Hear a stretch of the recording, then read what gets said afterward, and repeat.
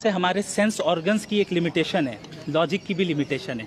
तो उस लिमिटेशन के अंदर जितनी चीज़ें आती हैं, यानी आप अपने लॉजिक और अक्ल से जितनी चीज़ों को जान सकते हैं जिनमें एग्जिस्टेंस ऑफ गॉड भी है, तो वहाँ तो हम लॉजिक का इस्तेमाल करेंगे। लेकिन जब हम ऐसी चीज़ों के मुताल्लिक़ हमसे सवाल किया जाए जहाँ हम ना अपने सेंस ऑर्गन्स के ज़रिए उसे जान सकते हैं, ना अपने लॉजिक के ज़रिए जान सकते हैं, तो अब हमें तीसरा सोर्स ऑफ नॉलेज इख्तियार करना पड़ेगा। और वो तीसरा सोर्स ऑफ नॉलेज गॉड की रेवलेशन है, जो अपने ख़ास बंदों के ऊपर वो भेजता है। ये असल में जावेद अख्तर साहब एक प्रॉब्लम में मुब्तला हैं।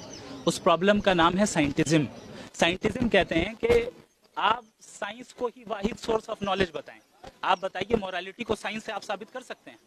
कभी नहीं कर सकते। साइंस का मदार एम्पेरिकल एविडेंसेस पर है। एम्पेरिकल एविडेंस से मोरालिटी साबित नहीं होगी।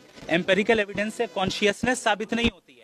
एम्पेरिकल एविडेंस से लॉ ऑफ कॉजालिटी साबित नहीं होता है। आप कॉज एंड इफेक्ट को तो दिखा सकते हैं, लेकिन उन दोनों के दरमियान जो रिलेशन है वो खुद मेटाफिजिकल है। तो आप ऐसी चीज का इनकार कर रहे हैं जो हमारा लॉजिक खुद बता रहा है कि मेटाफिजिकल रियलिटी एग्जिस्ट करती है। वो कह रहे हैं मेटाफिजिकल रियलिटी मुझे नहीं पता क्या होता है। मैं नहीं समझ सकता कि इस उम्र में आने के बाद मेटाफिजिकल मतलब कोई नहीं समझता। सर, भविष्य में ऐसी डिबेट की और संभावना है? देखें, ये एक बहुत बड़ी खूबी है। मैं जावेद साहब को भी अप्रिशिएट करूंगा, उनकी टीम को भी, कि हमारे मुल्क के कैसे हालात हैं आप जानते हैं। इन हालात में प्यार मोहब्बत के साथ बैठकर एकेडमिक अंदाज में डिस्कशन कर लेना, मैं समझता हूँ ये माइलस्टोन है। ये बहुत बड़ा काम हुआ है।